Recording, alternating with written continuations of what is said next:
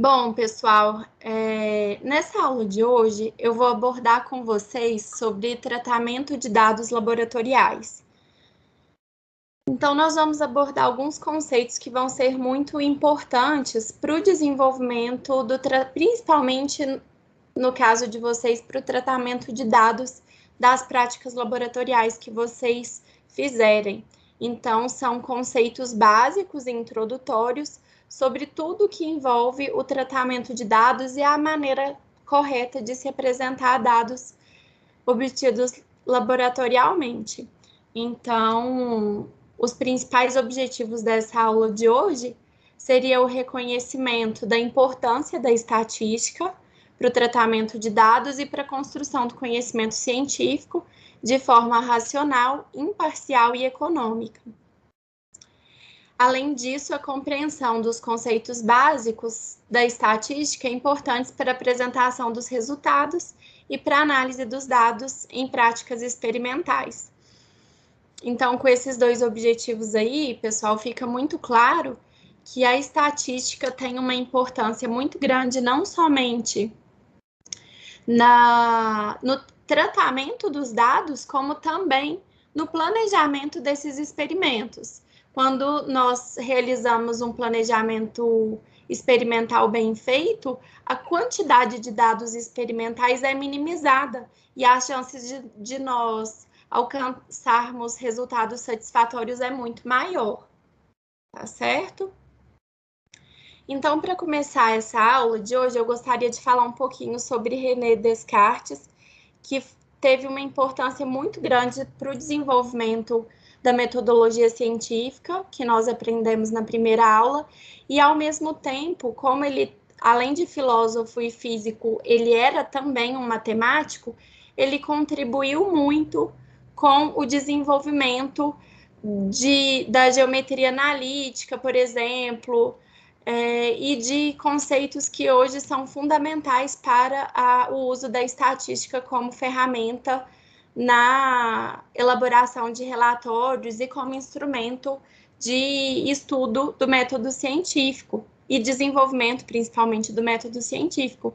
Então, eu achei muito importante trazer essa figura aí para vocês, para que vocês tenham conhecimento do quão importante as suas contribuições foram para o desenvolvimento dessa disciplina e para todos os engenheiros, sejam eles engenheiros de automação, engenheiros de minas ou de qualquer área, não é mesmo? Os conhecimentos que ele desenvolveu, as fronteiras de conhecimento que ele expandiu durante sua trajetória, contribuíram significativamente com diversas áreas de conhecimento, como vocês vão ver.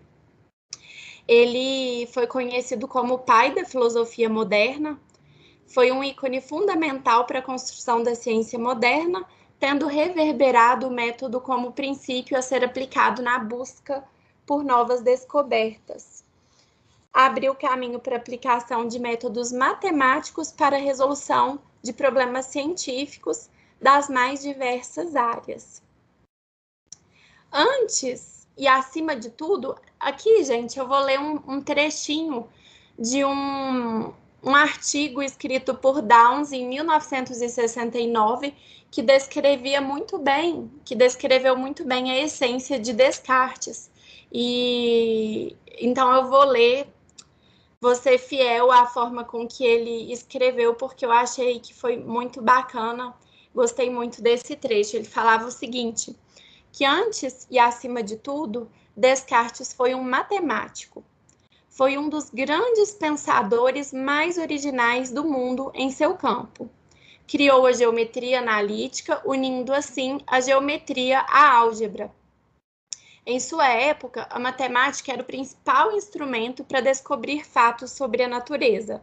De acordo com isso, portanto, Descartes concluiu que o método matemático era o instrumento ideal a ser aplicado em todas as esferas do saber, e que daria resultados de igual precisão e confiança em metafísica, lógica e ética. Como Galileu e Newton, via o universo como uma máquina gigantesca, na qual tudo é mensurável. Consequentemente, concluía que tudo aquilo que não se pode traduzir em termos matemáticos é irreal. acordo com essa premissa, o universo inteiro pode ser explicado pelas leis da mecânica e da matemática. Então, gente, vejam aí o quanto essa visão matemática e lógica de tudo guiava o seu pensamento e seu trabalho, né? E foi justamente com essa base, com esse fundamento que ele criou o discurso do método para bem conduzir a própria razão e procurar a verdade nas ciências. Então, foi um trabalho inspirado, como esperado, né? Inspirado na exatidão da matemática, e ele acreditava que tudo que não pudesse ser considerado como certo e indubitável deveria, de fato, ser questionado. Então, gente, essa foi uma das principais contribuições dele quando a gente pensa em método científico, porque lembrando que lá no comecinho do desenvolvimento do método, ele parte do quê? De um problema levantado pelo pesquisador, que o pesquisador tenha capacidade de enxergar esse problema, e esse levantamento desse problema a ser solucionado pela ciência, pelo método científico, ele parte nada mais, nada menos do que do princípio da dúvida e da incerteza.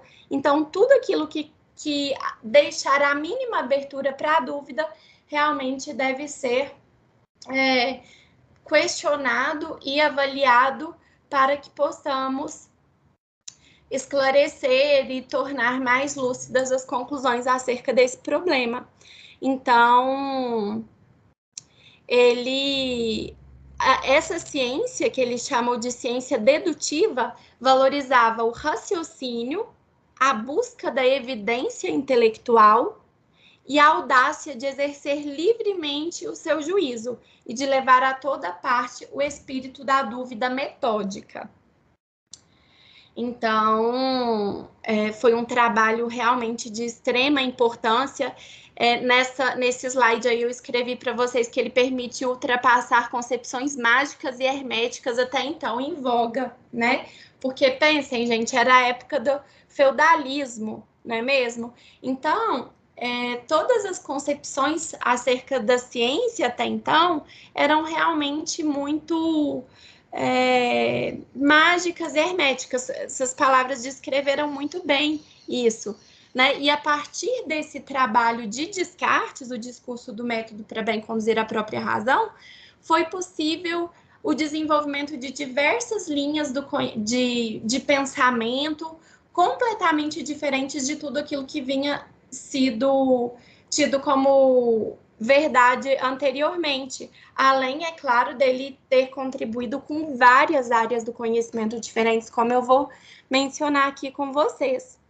Então, ele pensou em uma ciência de abstrações empíricas que ultrapassava o senso comum e, além disso, que tivesse um caráter universal. Ele buscava por uma unidade na ciência. Então, seria uma ciência universal da ordem e da medida, cujo modelo são as matemáticas. Procurava estender esse novo padrão de racionalidade a todos os domínios, do universo físico ao mundo moral, social e político. Esse método é denominado de Mathesis Universalis, não sei se pronuncia assim, tá, gente?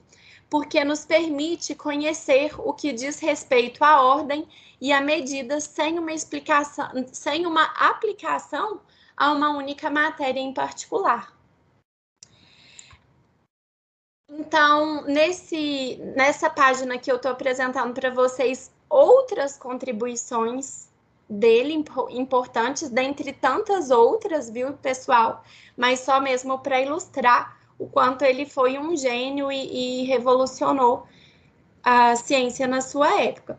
Ele criou o plano cartesiano, não é por acaso que plano cartesiano tem esse nome, foi em homenagem a Descartes, e permitiu com isso a evolução da cartografia, além do desenvolvimento do cálculo integral, de grande importância para todas as engenharias. Defendia o heliocentrismo, em um período em que essa verdade ainda não era hegemônica. resolveu problemas na área de refração e reflexão, que possibilitaram o desenvolvimento das lentes de contato. Ele sustentava também o dualismo corpo-mente. Dizia que a mente é uma substância não física e, portanto, não espacial. Ele identificou claramente a mente com consciência e autoconsciência e a distinguiu do cérebro como sede da inteligência, tendo sido o primeiro a formular o problema mente e corpo na forma em que ele existe ainda nos dias de hoje. Ele, pessoal, era um filósofo racionalista. Então, justamente por essa razão, ele não foi o principal, não trouxe a principal contribuição ao método científico nos dias de hoje, porque ele não seria, portanto, empirista, né? Então, gente, vejam bem, o que direcionou o trabalho dele sobre o método foi que ele acreditava que aquela precisão da matemática poderia ser aplicada a várias áreas diferentes do conhecimento, inclusive utilizando equacionamentos matemáticos e tudo mais. Por outro lado, gente, apesar dele ter sido reconhecido como racionalista, ele não negava o valor da experiência, tá certo?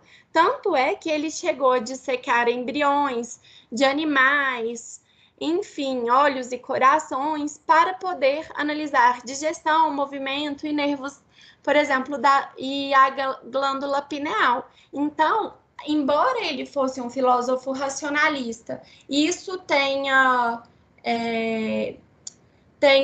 de certa forma, uma contradição com o método científico, que é um método empírico, que acredita justamente na experimentação como base da construção do conhecimento científico.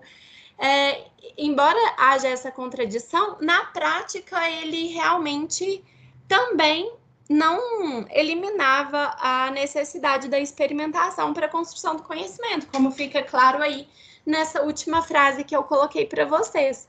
Portanto, a gente tem que tomar muito cuidado ao rotular o posicionamento de um determinado cientista, porque talvez isso o leve a tornar sua teoria menos relevante, né, para determinada área do conhecimento, mas na prática pode haver até uma coerência com o que é esperado.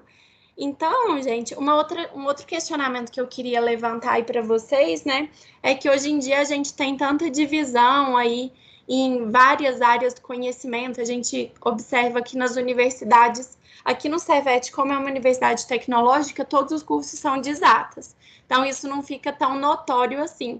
Mas nas universidades, por exemplo, eu estudei na UFO, na Federal de Berlândia, estudei também na UFMG, né? A gente observa que parecem caixinhas completamente isoladas, ninguém interage com ninguém, parece que existe uma rixa eterna entre humanas e exatas, enfim. E vejam, né, o pessoal, por exemplo, da filosofia, a gente vê falando mal do pessoal das engenharias e vice-versa, enquanto que antigamente os filósofos eram os grandes matemáticos, eram os grandes físicos e conseguiam contribuir muito bem com todas essas áreas. Então, será que nós estamos indo para o caminho correto? Né, gente? Será que o certo mesmo é nós nos fecharmos completamente para todo e qualquer tipo de conhecimento que não esteja alinhado com a nossa formação que nós escolhemos lá no final do ensino médio e até mesmo antes, né? Porque a gente vê que essa rixa já começa às vezes lá no ensino médio. Muitas vezes os próprios professores já começam a criar isso e enviesar completamente a mente dos alunos. Então, gente, acima de tudo, nós professores e vocês, enquanto estudantes, que daqui a uns dias também vão desempenhar essa função, vocês precisam de sempre estimular o pensamento crítico, né? Estimular para que as pessoas que se comuniquem com vocês, sejam alunos, sejam colegas de trabalho, sempre busquem questionar toda e qualquer verdade, seja ela, gente, vindo de qualquer lado, porque isso é o que vai fazer com que a gente realmente dê um passo à frente e consiga elucidar melhor todas as questões, tá? Com o máximo de bom senso possível. E aí, a partir mesmo do questionamento e das análises aprofundadas sobre as mais diversas questões, que a gente vai conseguindo, dia após dia, evoluir nessas áreas do conhecimento e trazer contribuição para toda a sociedade. Então, sejamos menos preconceituosos de forma geral, não só quando a gente pensa na construção do conhecimento científico, como também em qualquer outro tema que vocês vierem a discutir, seja política, porque tudo tem dois lados, gente, não existe uma verdade absoluta, né? Essa base do método de Descartes, que se baseia na dúvida, sem dúvidas que gera esse questionamento aí na mente, na nossa mente, né? Então, fundamentalmente, ele era racionalista, mas ele também se beneficiava da experiência para a construção dos conhecimentos que ele trouxe.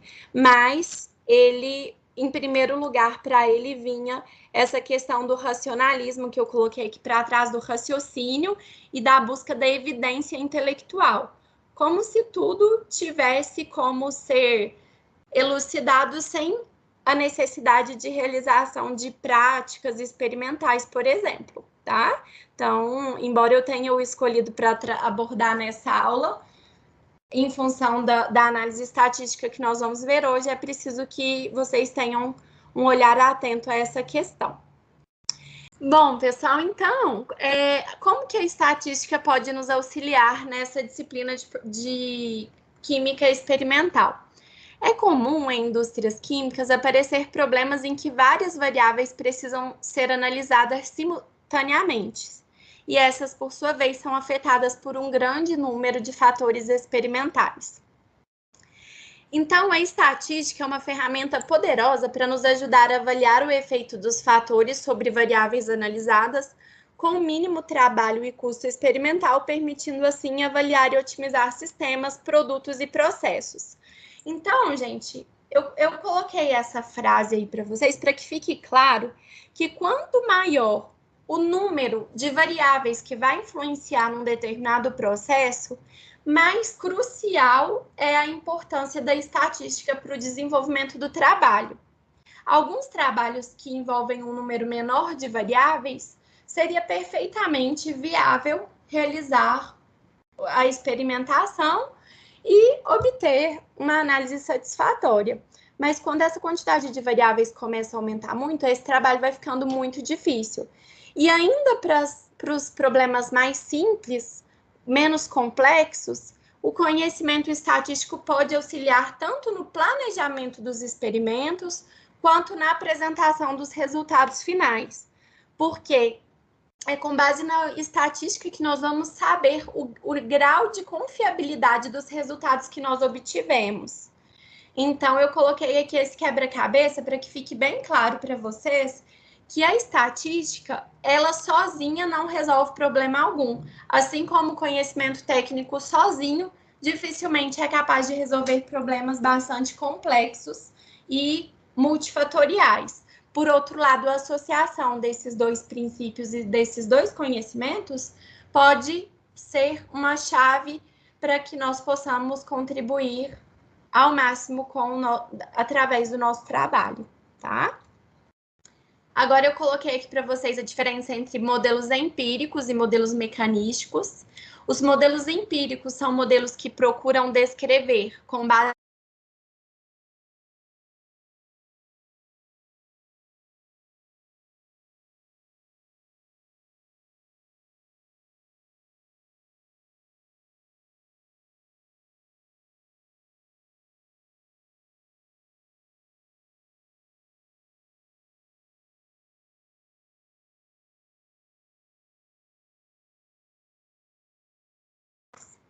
é importante frisar, gente, que o modelo mecanístico, ele pode ter um embasamento,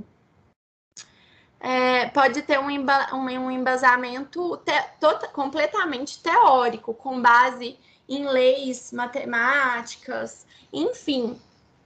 Mas que os modelos empíricos, após muitos testes e muitas aplicações em diversos universos específicos, podem vir a se transformar em um modelo mecanístico, tá certo? Então, a estatística ela é uma grande aliada no desenvolvimento dos modelos empíricos, através das correlações matemáticas, e, ao mesmo tempo, esses modelos empíricos podem vir a se tornar modelos mecanísticos se devidamente validados. Aqui nesse diagrama fica muito claro isso, que o primeiro passo seria a triagem das variáveis que fazem parte do processo que nós estamos estudando. Posteriormente, a avaliação da influência entre as variáveis, através, obviamente, da experimentação.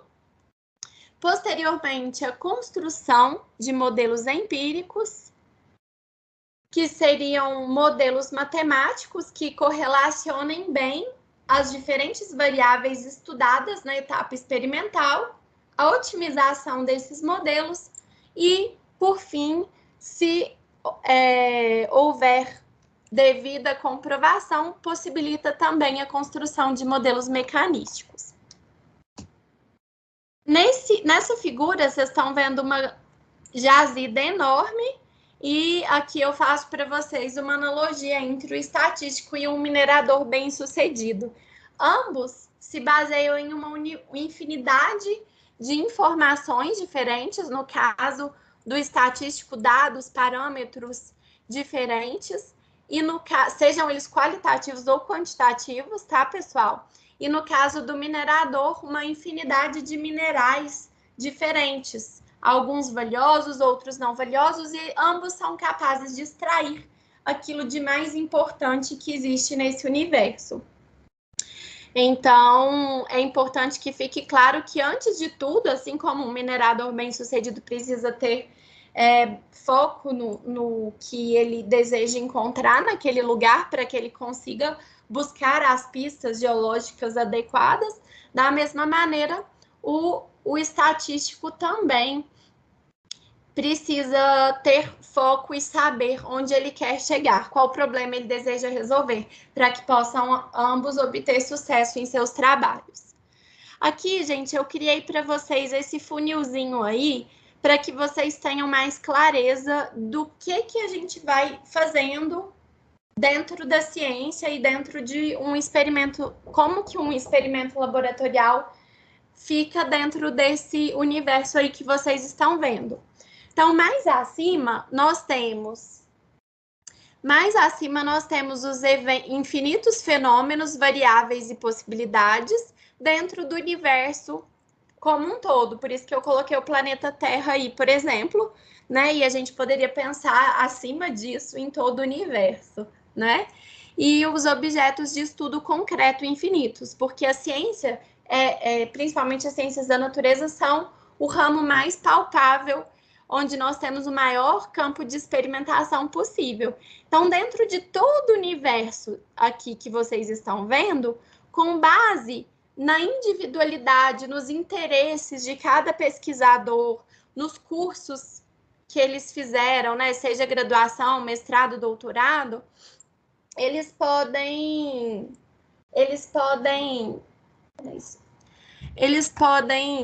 Geise, você avisa para minha mãe. Para mim, pode resolver com a minha mãe.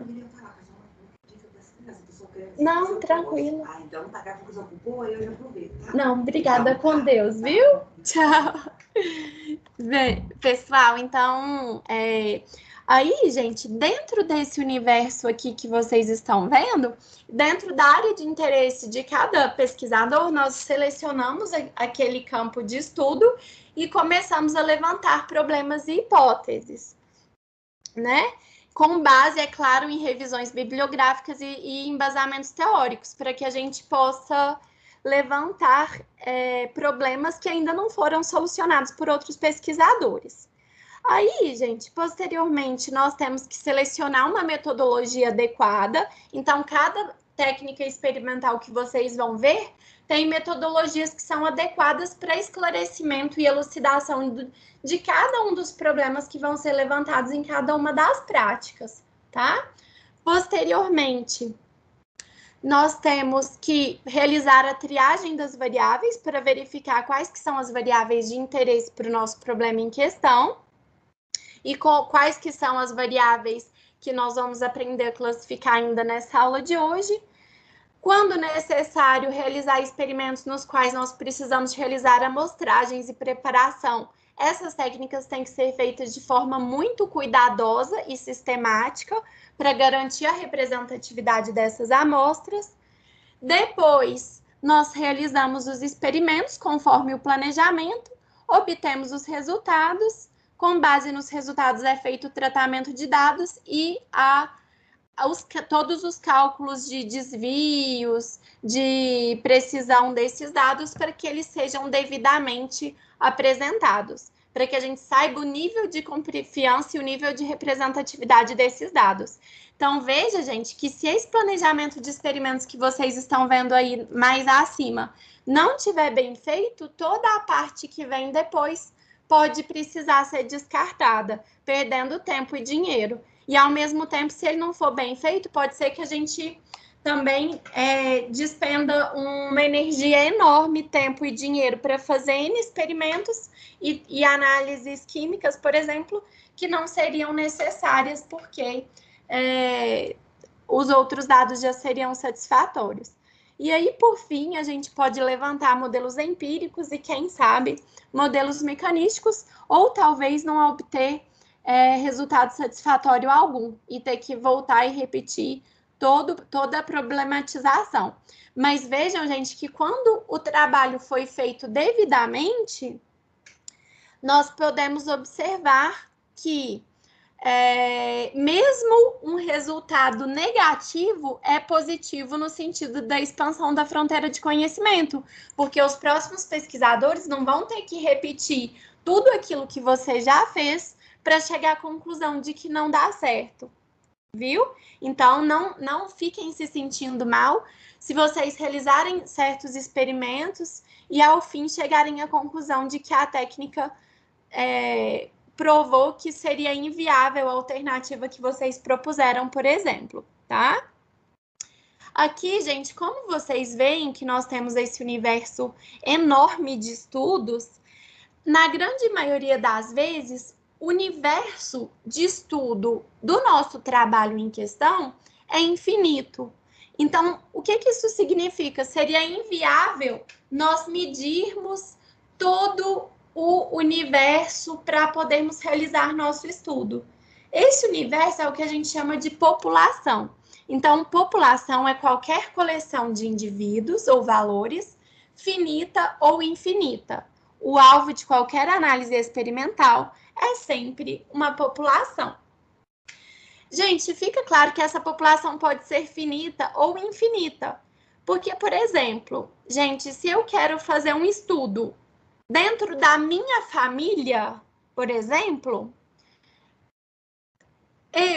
meu pai, minha mãe, por exemplo, né? Se eu deixo bem claro que esse estudo tem que ser dentro da minha família, meus filhos, eu não preciso de tirar uma amostra, porque é uma população pequena, finita, né?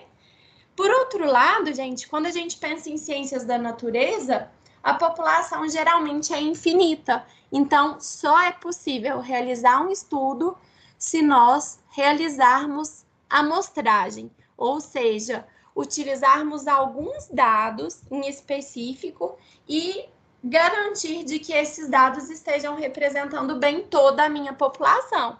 É o censo que acontece aí nas casas, né? Por exemplo, no laboratório, quando a gente faz uma técnica experimental e, ao final, tira algumas amostras para que nós possamos medir as características físicas e químicas dessa amostra. Isso tudo são exemplos de amostras que são necessárias para que nós possamos estudar o nosso objeto de estudo. A amostra aleatória é uma amostra com N valores ou indivíduos, obtida de tal forma que todos os possíveis valores de N da população tenham a mesma chance de ser escolhidos. Então, para uma amostra ser representativa, necessariamente ela tem que ser extraída de forma aleatória. Então, esse cuidado com a amostragem é crucial para que ela seja representativa. Aqui vocês estão vendo uma bancada com duas pessoas realizando experimentos de química. E aí eu digo para vocês, experimento é a realização de um procedimento em que algumas características explicativas são controladas pelo experimentador, sempre visando estabelecer relação de causa e efeito entre diferentes variáveis que possam influenciar nesse experimento. Então, quando nós coletamos e analisamos dados experimentais, nós estamos, na verdade, levantando informações sobre toda uma população. E aí que entra a estatística. O objetivo da análise estatística é avaliar as relações de causa e efeito entre as características dos elementos de uma amostra e possibilitar a inferência para a população. Isso é feito através dos testes de hipóteses. Determinar a verdadeira média de uma população só é viável determinando a medida de 100% da população, o que é impossível quando a população é muito grande, como eu já disse para vocês.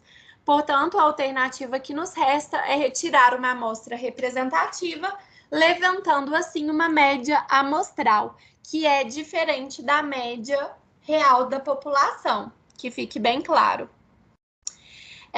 Então, como a estatística vai estudar a relação causa e efeito entre diferentes variáveis que fazem parte do meu processo, é importante que fique claro os tipos de variáveis que nós podemos ter.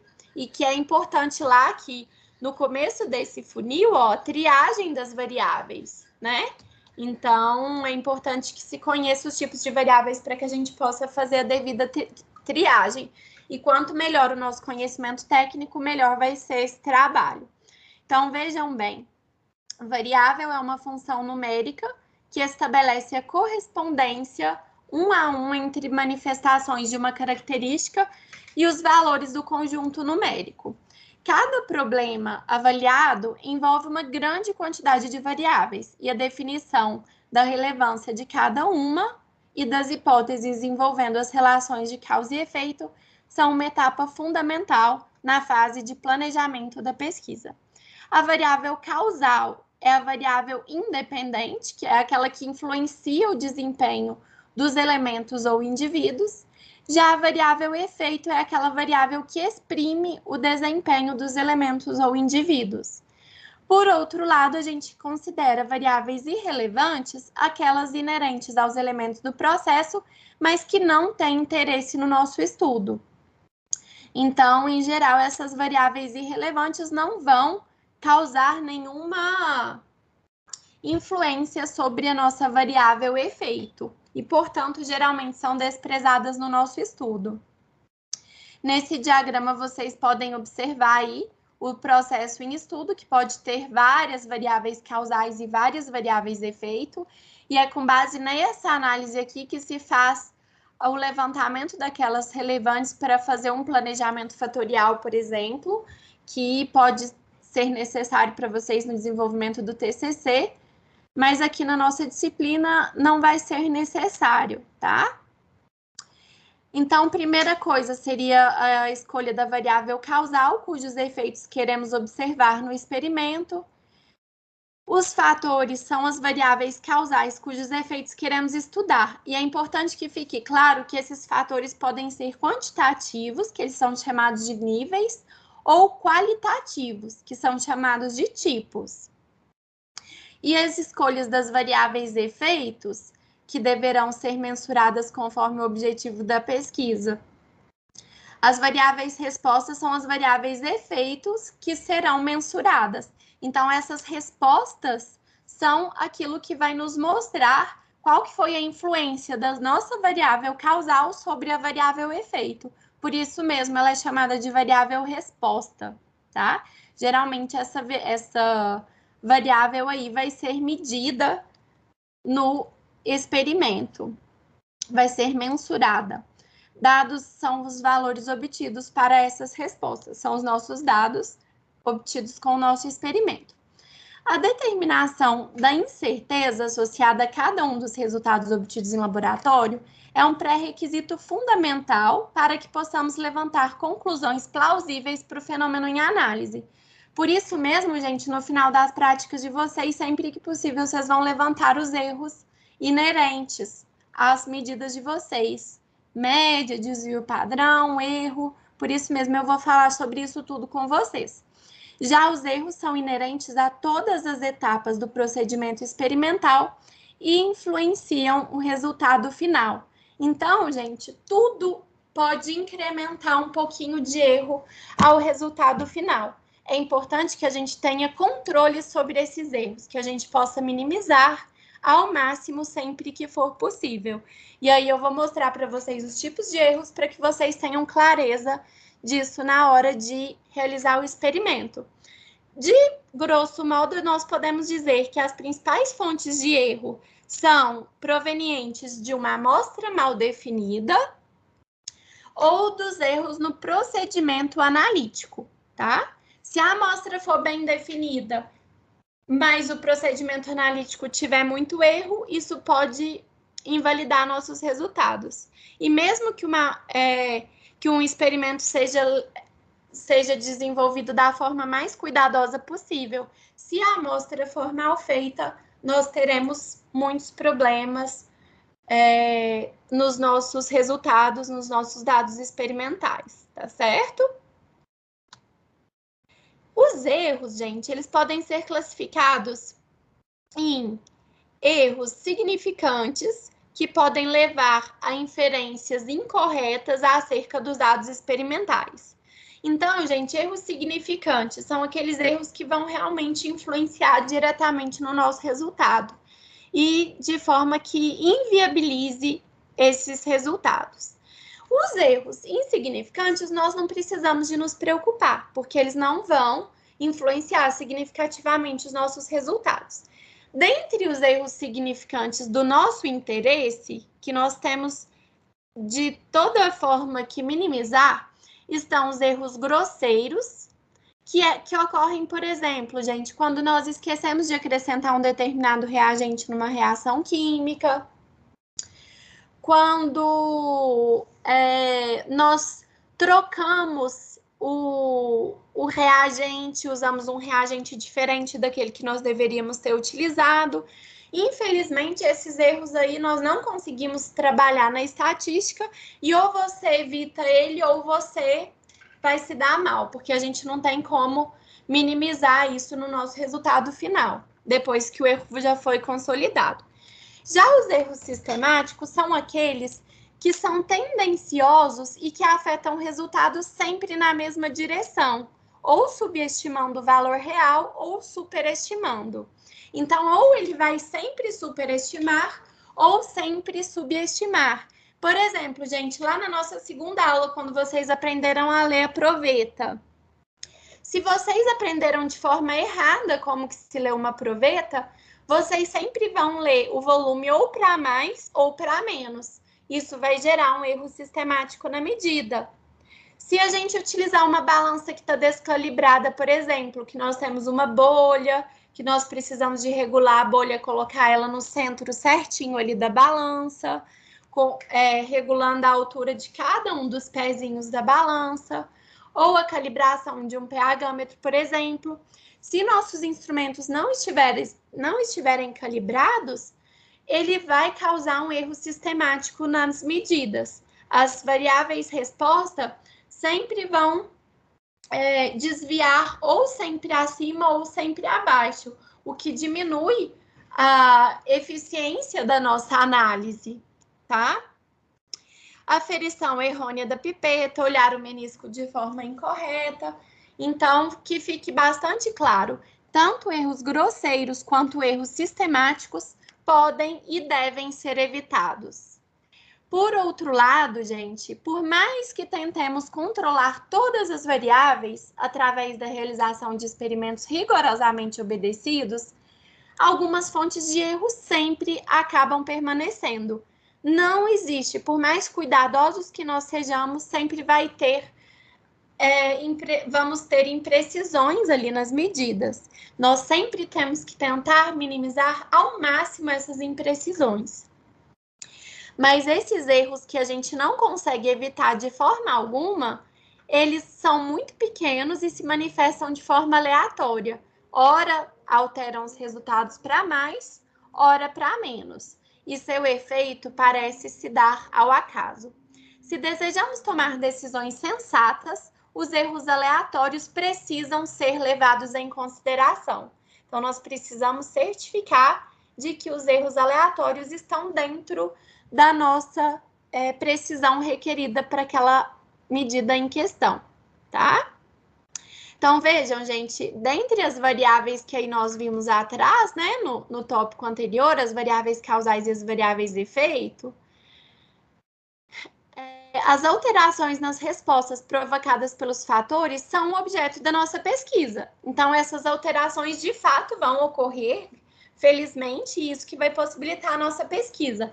Por outro lado, gente, quando outras variáveis consideradas de menor importância ou aquelas cujo controle não foi eficiente, dentre outras desconhecidas do pesquisador, porque mesmo quando nós tentamos levantar o máximo de variáveis com aquele diagrama lá, a gente pode negligenciar alguma. Isso tudo pode provocar mudanças nas respostas que vamos obter. E é justamente essas mudanças que vão fazer com que sejam produzidos erros aleatórios, erros experimentais.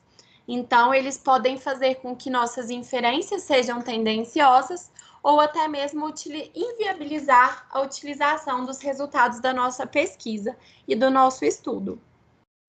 Quando o pesquisador busca...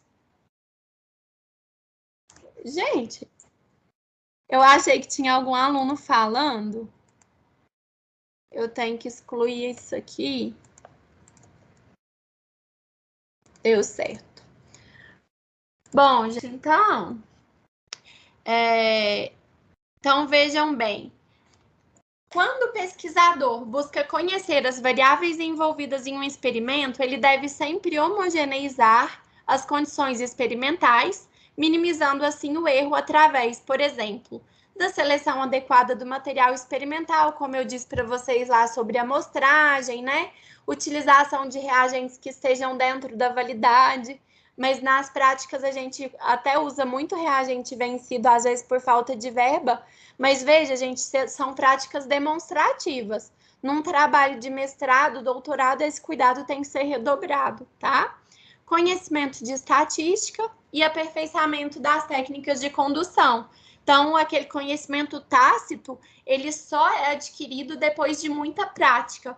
Então, gente, quando vocês estiverem fazendo algum trabalho, desenvolvendo algum trabalho científico, quanto mais vocês forem para a bunda ali no laboratório, mais vocês repetirem os experimentos, menos erros provenientes das técnicas de condução, tá?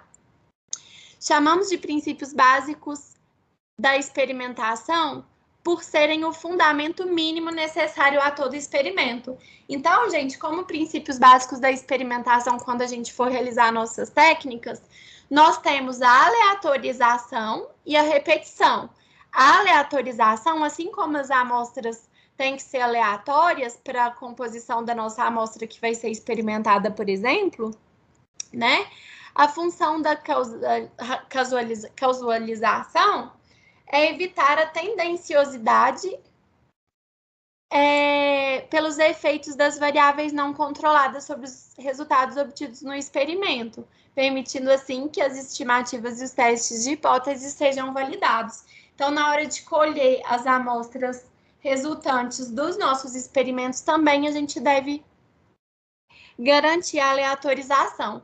E a repetição, que consiste na aplicação de cada tratamento a mais de uma parcela experimental. Então, quando nós realizamos medidas em duplicata ou triplicata, na verdade, nós estamos satisfazendo esses princípios básicos da experimentação. Por exemplo, a gente vai medir a massa de uma amostra, a gente toma 3 dados na balança analítica, anota e depois tirar a média e o desvio padrão desse conjunto de dados amostrados para que a gente certifique de que aquela medida foi satisfatória, tá? E quantas medidas eu tenho que fazer, professora? Isso vai depender muito de situação para situação. Em geral, depende do grau de confiança requerido, da variabilidade do material experimental, tá? Quando nós temos, por exemplo, trabalhando com minerais mais puros, eles vão ter variabilidade menor e a gente precisa de menos repetições. Por outro lado, materiais que variam muito, precisa de uma quantidade muito maior, tá, gente? Por exemplo, jazidas de ouro, como o teor é muito pequeno, geralmente a gente precisa de amostrar muito mais do que jazidas de minerais que são encontrados em teores maiores. Então, são N fatores aí que vão influenciar. E agora eu vou falar um pouquinho para vocês sobre a teoria da inferência estatística e os modelos matemáticos. A inferência estatística é utilizada para generalizar os resultados obtidos em amostras para a população. O que isso significa, gente? Nada mais, nada menos do que criar um modelo. Então, eu tirei a amostra e tenho determinados pontos dessa amostra. Quando eu crio uma reta ou uma curva que vai representar bem os pontos que eu amostrei, eu estou criando uma inferência estatística, tá? O parâmetro é o valor real da população, ele vai descrever uma característica qualquer da população, e a estimativa do parâmetro populacional é aquele valor obtido de uma amostra para uma característica determinada através de alguma função matemática. Então, quando a gente cria um modelo matemático, a gente vai criar com base nessa equação, uma estimativa do nosso parâmetro. E a ideia é que nós possamos criar modelos que gerem o mínimo erro possível, tá? Estimador nada mais é do que a função utilizada para obter a estimativa do parâmetro. Então, o estimador é a função, a estimativa é o valor inferido pela função estimador e o parâmetro é o valor real da nossa população. Postular modelo para representar dados extraídos da população, verificar se a representação pelo modelo é satisfatória e tirar conclusões apropriadas ou trocar de modelo e tentar novamente. Essas aí são etapas importantes quando a gente deseja realizar uma inferência estatística. Os modelos matemáticos em ciências são de extrema importância para se realizar os mais diversos tipos de previsões. Uma vez obtido, e é por isso que eu estou tratando disso hoje com vocês, tá? Uma vez obtido, o modelo matemático, dentro de certos limites, nos propiciará prever como um determinado sistema irá se comportar quando mudamos uma ou mais variáveis de interesse que afetam tal sistema. Então, gente, uma vez criado o modelo, se o modelo tiver sido satisfatório, a gente não precisa voltar no laboratório para descobrir como que um outro ponto ali vai funcionar. Basta a gente utilizar a matemática e o modelo que nós vamos obter esse resultado, o que é muito bom, né? E muito positivo. Aí para o pessoal da automação, quando a gente for pensar lá em controle de variáveis nos processos industriais, utilização de controladores para manter determinadas variáveis em certos níveis, né? As variáveis resposta são controladas sistematicamente no campo. E aí alia tudo, né? Por exemplo, isso na mineração. Vocês têm que ter uma afinidade muito grande aí com o curso com os alunos da automação para poderem fazer trabalhos em conjunto, né, gente? Fica aí a dica para os alunos que desejam trazer contribuições nesses ramos de processos, até mesmo de controle de variáveis em Minas, por exemplo, porque fazendo trabalho em conjunto com o pessoal da automação, vocês podem desenvolver modelos que sejam satisfatórios aí para controlar essas variáveis, tá?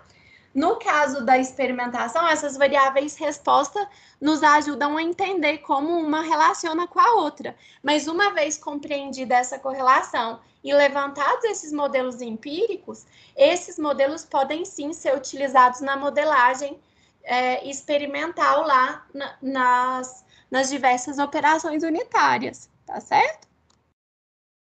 E aí, gente, quando a gente pensa nesses N milhares de modelos matemáticos possíveis para representar bem os dados realizados na nossa amostragem após a realização do experimento, tá?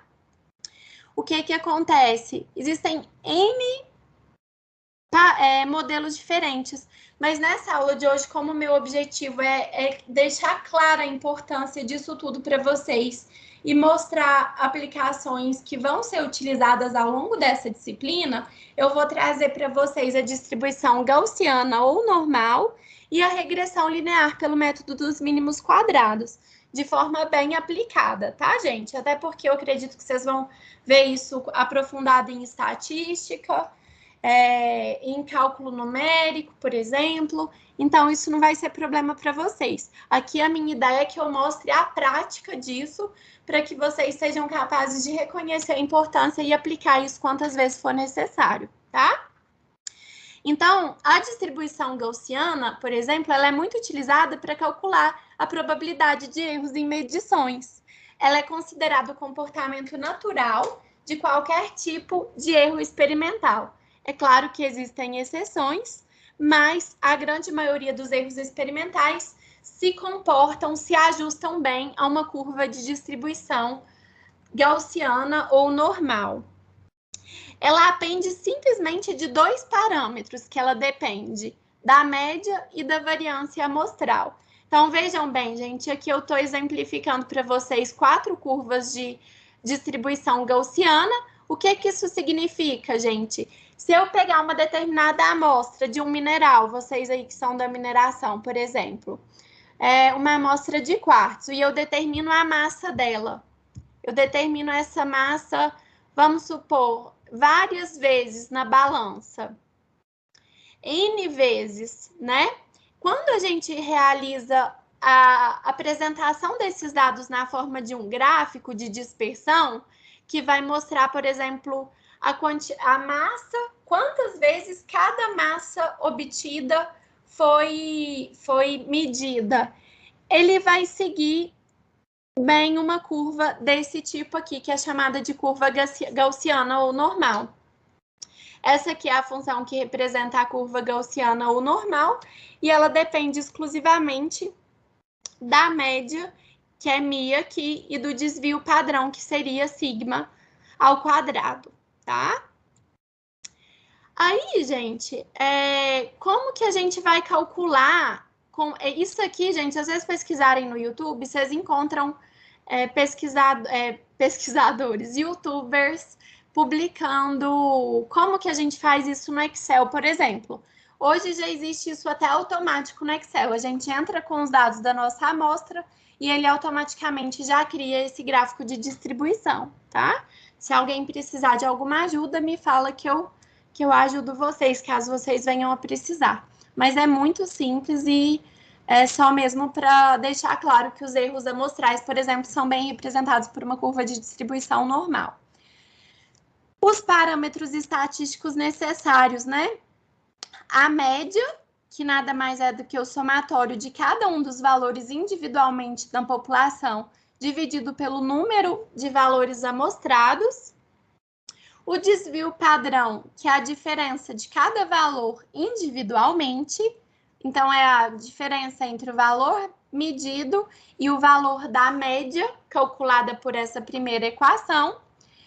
A variância amostral é a média dos quadrados dos desvios, mais o denominador vale n-1. Então, vejam, gente, é o somatório desses desvios elevado ao quadrado, dividido pelo número total de pontos amostrados, menos 1.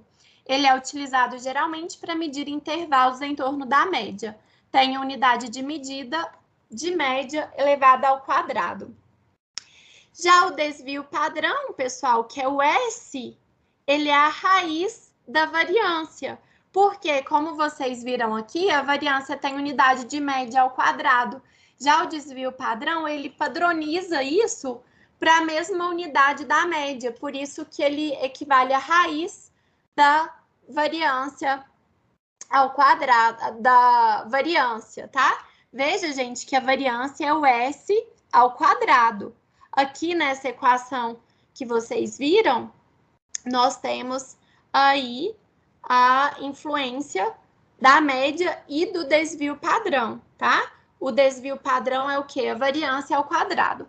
Todas essas equações, gente, quando eu dou provas de laboratório presenciais, que não vai acontecer esse semestre, eu coloco todas essas equações para vocês, porque vocês no trabalho vão poder consultar tudo isso, tá, gente?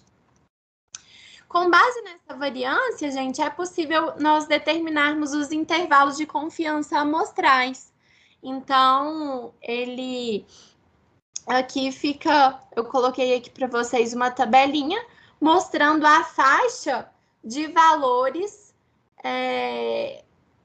acima e abaixo da média amostral que vai garantir esse nível aí de confiança, tá? Então, por exemplo, o intervalo de valor médio mais ou menos S corresponde a 66,6% da área total do histograma. A gente chama de histograma esse gráfico aqui, tá, gente? Então, quanto maior for a nossa variância, nosso desvio padrão, maior vai ser o intervalo de confiança que nós teremos dentro da nossa amostragem. Estão vendo? Ó? Se a gente considerar μ mais ou menos 1 sigma, vai ser de 68,3. Mais ou menos 2 disso e 3 de 99,7. E aí a gente precisa de ter clareza do nível de confiança que a gente deseja para os nossos resultados em questão, tá? O erro relativo, gente, vocês sempre vão apresentar também o erro relativo, quando possível, que é o valor verdadeiro menos o valor experimental dividido pelo valor verdadeiro. Ferramentas para determinação de parâmetros estatísticos. Aqui, gente, no caso desse erro, muitas vezes a gente já conhece o valor verdadeiro de uma determinada variável. Quando a gente faz experimentos e estima esse parâmetro experimentalmente, é possível determinar qual foi o erro da nossa inferência, tá? Da nossa medida. Vocês podem determinar todos esses parâmetros estatísticos ou com calculadora científica ou através de N programas computacionais diferentes que nós temos. As regressões lineares é um outro modelo muito utilizado na estatística, que, por exemplo, se nós fizermos um gráfico de dispersão e ele tiver uma tendência próxima a esse primeiro gráfico, ele provavelmente vai se ajustar bem a uma regressão linear, tá? Então, como é que a gente faz essa regressão linear? Vejam, gente, que essas regressões, elas podem ser lineares, quadráticas, cúbicas, exponenciais, logarítmicas, dentre várias outras.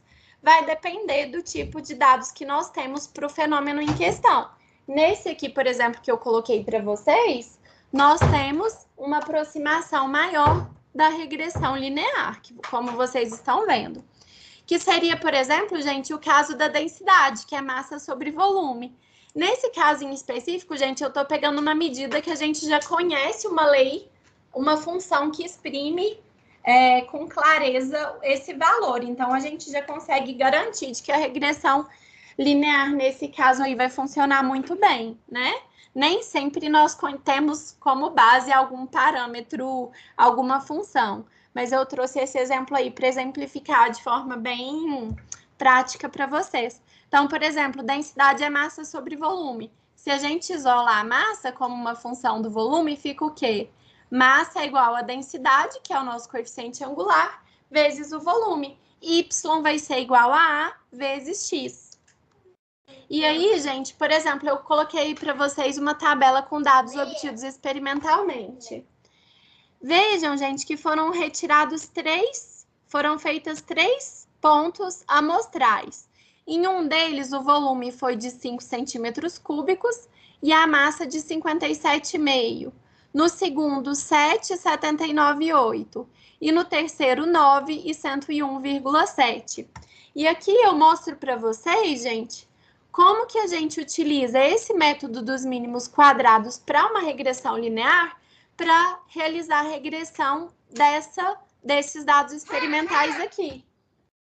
Então, eu coloquei o passo a passo aqui para vocês. Vejam, ó. Primeiro passo, a gente limpa a memória da calculadora. Shift mais Mode, ó, aqui o Shift, Mode, que o laranjinha aqui é o Clear, mais All. Aí, pessoal, vocês já sabem fazer regressão linear na calculadora, gente? Ou ainda não?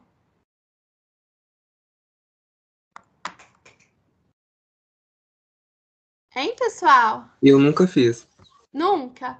Então, eu vou até passar para vocês na atividade que eu vou liberar hoje lá no Socrative, eu vou passar alguma regressãozinha para vocês fazerem, porque isso aqui ajuda vocês demais para várias coisas da engenharia, tá? Ao longo da nossa disciplina, sempre que possível, eu vou trazer umas dicas bem práticas mesmo para vocês.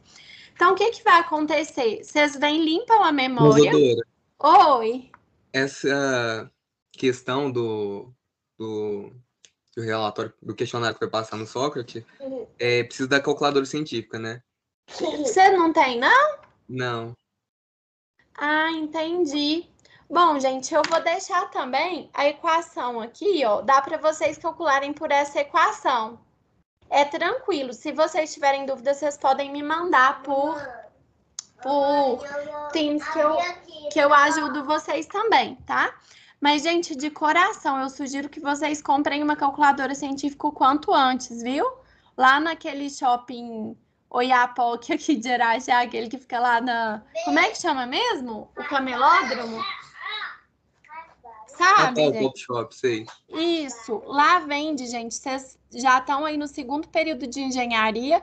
Eu sugiro que vocês já corram atrás, viu? Que eu vou trazer muita diquinha que vai ser útil nas outras disciplinas. E aí, quanto mais vocês treinarem, melhor vai ser para vocês, tá? Então, pode ir, por favor, Bernardo. Gente, então, ó, aqui eu coloquei o passo a passo para vocês. Vocês apertam esse Shift, Mode aqui para...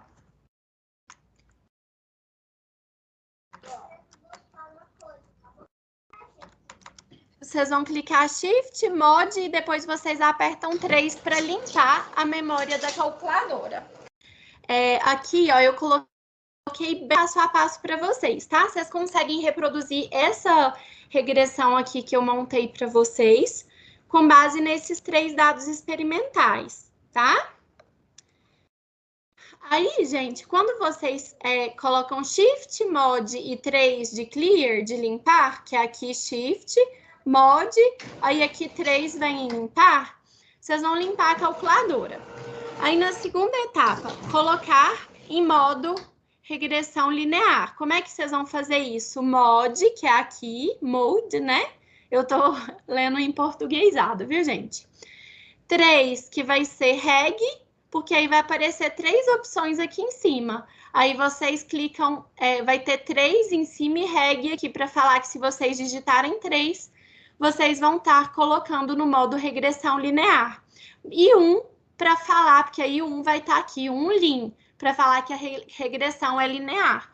Porque pela calculadora científica, gente, vocês conseguem também fazer regressão logarítmica, exponencial, enfim, diversos outros tipos, tá? Na aula de hoje, como a gente está introduzindo, eu coloquei só linear. Depois vocês vão acrescentar os pontos experimentais. Como, gente?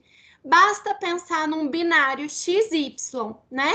Aqui, por exemplo, nessa tabela, a gente pode falar que o volume é X e a massa é Y. Então, vejam. Aqui, ó, vocês vão colocar 5 na calculadora, vírgula, tem uma vírgulazinha na calculadora que fica do lado do M+, acima da tecla delete, 57,5. Aí vocês vão salvar esse primeiro valor, colocando como M+, tá? Então, vejam, ó, 5, o vírgula tá aqui, que vocês estão vendo. Vamos ver aqui, 57, aí vocês vêm salva M+. Vamos supor que o segundo ponto é 25, vírgula aqui, 87, por exemplo, M+. A cada M+ que vocês vão digitando, vai aumentando um N, ou seja, o número da minha amostra, o tamanho da minha amostra está aumentando, até vocês finalizarem todas as variáveis da amostra de vocês. Essa aqui é petitinha, só vai ter esses 3 pontos. Aí, como que vocês vão descobrir os valores, gente? Vocês vão em Shift aqui e clique em 2 para descobrir o valor dos dados de vocês, tá? 5,8 M+, 9,7 M+. Aí, gente, aí vocês clicam 2 vezes em seta direita e vão encontrando cada um dos valores da regressão de vocês. Para quem não tiver a calculadora ainda até ao longo dessa semana, eu vou deixar por 7 dias, pode utilizar essas equações aqui do nosso método dos mínimos quadrados para realização da nossa regressão linear, tá? E se tiverem qualquer dúvida, gente, pode me chamar que eu estou à disposição, tá bom? Então, por hoje é só, viu, gente? Façam o quiz da aula, que ficará disponível por 7 dias. Hoje eu vou disponibilizar o quiz para vocês. Então, é isso.